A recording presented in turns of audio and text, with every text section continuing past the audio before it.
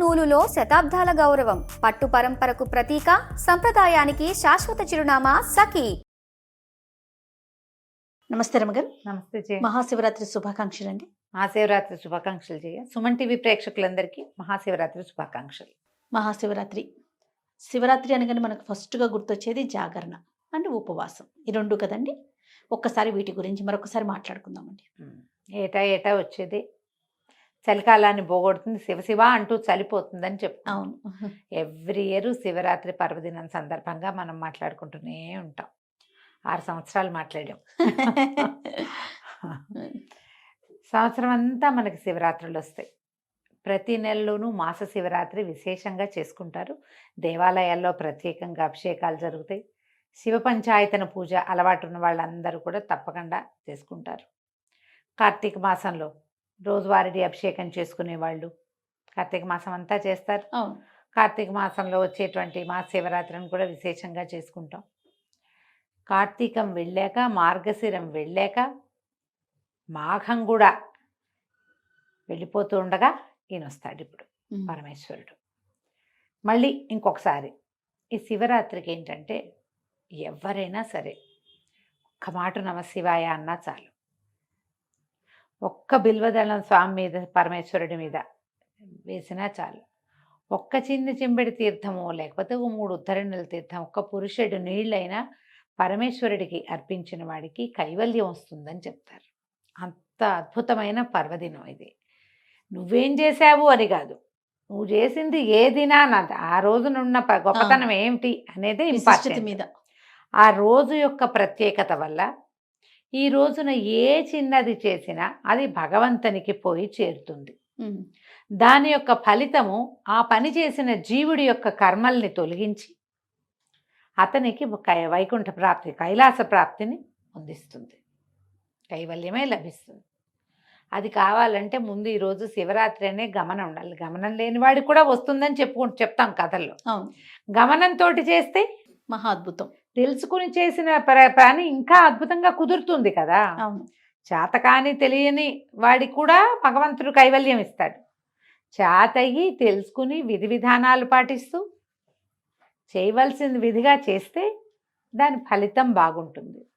ఇప్పుడు కైవల్యం ఆ రోజున మరణించిన వాడికి కైవల్యం లభిస్తుంది. తర్వాత మరి జీవించే ఉంటే మన సంగతి మనకేం లభిస్తుంది?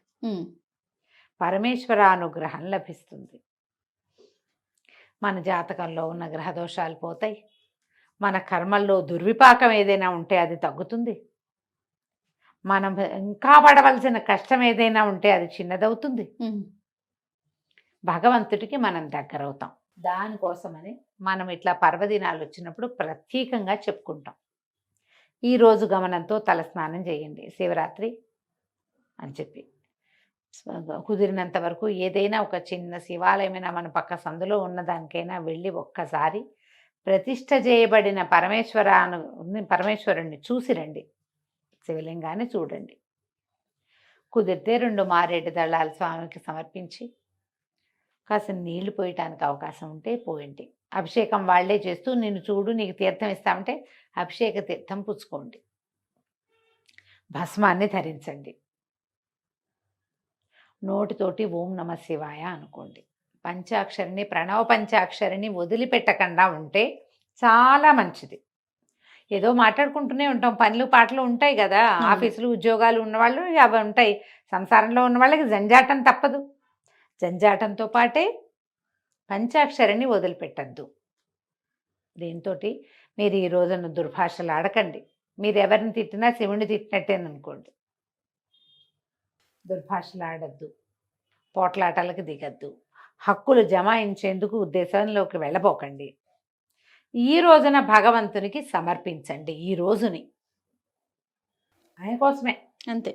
ఆ ఉద్దేశంతో చేస్తే మీరు చేయగలిగినంత ఉపవాసం, చేయగలిగినంత జాగరణ, ఇవ్వగలిగినంత సేవ ఇవ్వండి.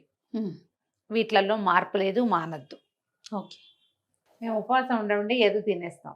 బ్రేక్ఫాస్ట్ మానేయగలిగితే మానేయండి. ఆఫీస్ ఉంది, ఉపవాసాలు మానలేరు. సాత్వికమైన ఆహారం తీసుకోండి. అది ఇంట్లో పొద్దున్న దేవుడికి నివేదన పెట్టింది తినండి. ఉపవాసమే అది. ఈయనకి అన్నం తినకూడదు లాంటివి ఏమంటారు, మనం ఏకాదశికి చెప్పినట్టుగా ధాన్యంలో మురాసురుడు ఉంటాడు కాబట్టి అన్నం వర్జేతన్నారు, అన్నం వర్జించమన్నారు. కానీ శివరాత్రిగా అన్నం వర్జించాలన్న నియమం లేదు, ఆ మాట చెప్పటల్లా. ఉపవాసం ఉండాలి. ఆ ఉపవసించేటప్పుడు అవకాశాన్ని బట్టి ఉపవసించండి. ఏదైనా పళ్ళు, ఫలాలు, పలహారము తీసుకోండి. శివనామస్మరణలో సమయం గడపండి చక్కగా. మీ అవకాశాన్ని బట్టి ఇంట్లో ఏదైనా అభిషేకం చేసుకునే అవకాశం ఉంటే చక్కగా చేసుకోండి. పక్క ఇళ్లలోనో వెనకింట్లోనో మీ వాళ్ళు మేము ఏకాదశి రుద్రాభిషేకం చేసుకుంటానంటే వాళ్ళ ఇంటికి ఎవరు వెళ్తాడని మానేయకండి. వాడి మొహం మనకు గిట్టకపోయినా సరే పిలిచారంటే వెళ్ళాలి, తెలిసిందంటే వెళ్ళాలి, అలా పెట్టుకోండి. ఇదే మనం భగవంతుడికి ఇవ్వగలిగేదమ్మా. శ్రద్ధ, ఆస్థ ఆ రెండే ఇస్తాం, అంతకంటే ఏం అక్కర్లా. అసలు ఆ రెండు ఇస్తే చాలు. ఎక్కడ అవకాశం ఉంటే అక్కడికి వెళ్ళండి. ఒక్కసారి వెళ్ళి అట్లా ఆ మంత్రం ఏదైనా మన చెవిని పడితే మనకు అర్థమైనా కాకపోయినా లోపల పేరుకునే మాలిన్యాలు పోతాయి. శివుడు అభిషేక ప్రియుడు, మనం ఎప్పుడు చెప్పుకుంటాం ఆ మాట. అలంకార ప్రియో విష్ణువు అభిషేక ప్రియ శివ. ఏం అక్కర్లేదు, ఒక చెంబెడు నీళ్ళే కావాలి. మీ చేత్తోటే పోసే అవకాశం లభించిందా మంచిది. ఈ ఉజ్జయిని అవి వెళ్ళామా జయ, ప్రతి చోట మేము ఎక్కడ మా ఇళ్లలో మేము మనమే శివలింగం మీద నీళ్లు పోయటం ఆడవాళ్ళకి సాధారణంగా ఇవ్వరు. ఇక్కడ శివాలయాల్లో కూడా నేను లోపలికి వెళ్ళి ముట్టుకోవటం అది నేను ఎప్పుడు చేయలే. శ్రీశైలంలోనూ అక్కడ స్పర్శ దర్శనం అవకాశం ఉన్న చోట మాత్రమే చేశాం, కానీ ఇంకెక్కడ నేను ముట్టుకునేదాన్ని కాదు. అక్కడ ఏ చీటి శివాలయంలోకి వెళ్ళినా సరే అన్ని శివాలయాలు ఇంత బుజ్జి రాగి చెంపిస్తారు వాళ్ళు. వారికి ఇవ్వండి అంటే అమ్మ మీరు కూడా తీసుకోండి నీళ్ళు పోయండి. పర్లి వైద్యనాథం వెళ్ళాం లాస్ట్ జనవరిలో, మనం చెప్పుకున్నాం వెళ్ళినప్పుడు. అదే మన షోలాపూర్ అవి కూడా వెళ్ళాము అప్పుడు. ఈ పర్లి వెళ్తే పెద్ద శివలింగం, వైద్యనాథ లింగం. నాన్న మా అబ్బాయి ఆయనకి ఇవ్వండి అంటే ఒప్పుకోలే. ఆ లోపల నర్చకుడు ఆయన నీళ్ళు పోస్తారు, మీరు పోయండి అమ్మా అని ఒక చెంబు ఇచ్చి అబ్బాయి అమ్మగారికి ఇవ్వు అని మా అబ్బాయితో ఆ చెంబు నా చేతికి ఇచ్చేదాకా ఆయన ఊరుకోలే. జ్యోతిర్లింగము చేతితో చేయకూడదు, మాకు శంకలు ఉన్నాయని నేను వెనక్కి ఉంటాను, ససేమిరా అన్నారు. పోయిండమ్మా ప్రణవ పంచాక్షరి చేసుకుంటూ వాళ్ళు రుద్రం చదువుతున్నారు, ఈయన చదువుతారు రుద్రం, అది నడుస్తుంది. నా దారిని నేను పోసుకున్నాను అనమాట నీళ్ళు. అసలు ఈ మొత్తం ఉజ్జయిన్లో ఏ శివాలయం లోపలికి వెళ్ళినా ఓ చెంబెడి నీళ్లు శివుడి మీద పోసి బయటకు వచ్చాం. వద్దంటే వాళ్ళు ఒప్పుకోలే. అక్కడ అలాంటి పద్ధతి ఉంది, మన దగ్గర ఆ విధానం లేదు. స్వయంగానే అభిషేకం చేసుకోవాలనే అనుకోకండి. అవకాశాన్ని బట్టి మన దేవాలయాల్లో ఇక్కడ విధానం అర్చకుడిని అభిషేకం చేస్తారు. చూసి తరించండి అమ్మా చాలు, చూసినా చాలు.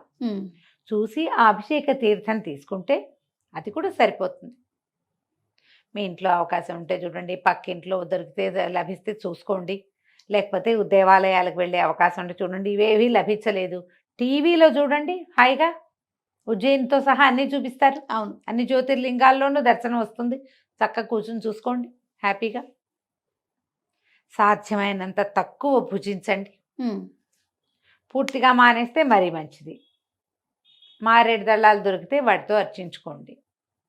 రాత్రికి ఉపవాసం, ఇది లింగోద్భవ కాలం వరకు ఉపవాసం ఉండటం మంచిది. జాగరణ ఉండటం మంచిది. రాత్రి జాగరణ చేయాలంటే తెల్లవార్లు, అది లెక్క ఏమిటి, ఈ సాయంకాలం నుంచి రేపు పొద్దుటి దాకా అని కదా, తెల్లవారేదాకా ఉండగలిగే వాళ్ళు ఉంటారు, ఉండలేని వాళ్ళు ఉంటారు కదమ్మా. అందరి వల్ల అవద్దు కదా. ఈ వీళ్ళల్లో ఏం చేయొచ్చు మనం, లింగోద్భవాలంటే రాత్రి 1:30 అలా అయ్యేసరికల్లా ఇది ఏకాదశి రుద్రాలు అయిపోయి లింగోద్భవ కాలంలో ఆఖరి పూజ చేస్తారు. ఆ తర్వాత ఇంకా జాగరణ భజన చేసుకుని జాగారం చేస్తారు. అప్పటిదాకా ఉన్నా చాలు. తెల్లవారి దాకా మీరు ఉండగలిగితే, ఇది వరకు ఏం చేశారు, ఒక టికెట్ మీద 2 సినిమాలు అవి చూపించేవాళ్ళు జాగారం కోసం. జాగారం చేసి మళ్ళీ ఇంకోసారి శివదర్శనం చేసుకుని ఉపవాసం విడిచిపెడతారు మర్నాడు. మీ అవకాశాన్ని బట్టి చేయండి. ఒకవేళ అర్ధరాత్రి వరకు ఉండగలమండి. ఈ రోజుల్లో అర్ధరాత్రి వరకు లేని వాళ్ళు ఎవరమ్మా, ఏదో ఓటీటీలు పెట్టుకుని చూస్తూనే ఉంటారు కదా. భూకైలాస్ లాంటి సినిమాలు ఏమైనా చూడండి, డివోషనల్ ఏమైనా చూడండి, ఉండలేము అని అనుకుంటే కనుక. ఉండగలిగారా? దేవాలయాల్లోనో మఠాల్లోనో పీఠాల్లోనో ఉన్నారా? మహత్తరంగా ఉంటుంది. ఎప్పుడు కూడా పర్వదినాల అవకాశాన్ని పోగొట్టుకోవద్దు.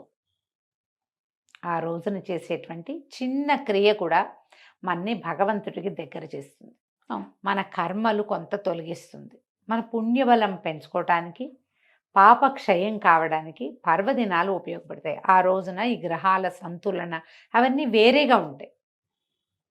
లేకపోతే ప్రత్యేకంగా ఈ రోజు ఎందుకు, శివరాత్రి ఎప్పుడైనా చేసుకోవచ్చు కాదు? అవును కదా.